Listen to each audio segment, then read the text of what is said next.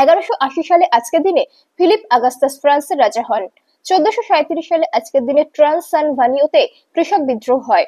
1502 সালে আজকের দিনে ক্রিস্টোফার কলম্বাস কোস্টারিকা আবিষ্কার করেন।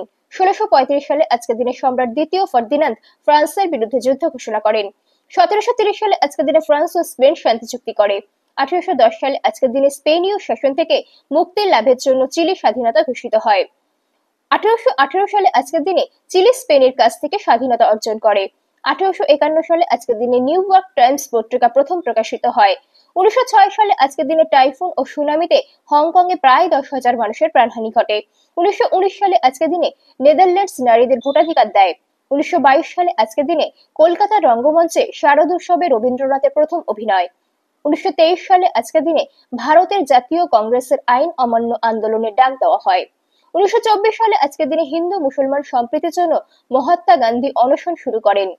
1931 সালে আজকের দিনে জাপানের সেনাবাহিনী চীনের উত্তর পূর্বাঞ্চলীয় ভূখণ্ড মানচুরি দখল করে নেয়। 1934 সালে আজকের দিনে ইউএসএসআর লীগ অব নেশনস এর অন্তর্ভুক্ত হয়।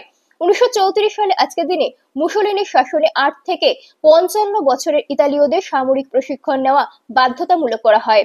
1961 সালে আজকের দিনে সুইডিশ রাজনীতিবিদ ও জাতিসংঘের দ্বিতীয় মহাসচিব দ্যাগ হেমার সোল্ড এক বিমান দুর্ঘটনায় নিহত হয়।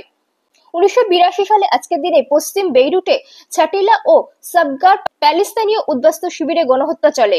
1988 সালে আজকের দিনে সামরিক অভ্যুত্থানের পর বার্মা রাষ্ট্রের নাম হয় মায়ানমার। 2007 সালে আজকের দিনে পাকিস্তানের সামরিক শাসক জেনারেল পারভেজ মুশারফ নির্বাচনের পর সেনাবাহিনীর পদ ছাড়ার ঘোষণা করেন।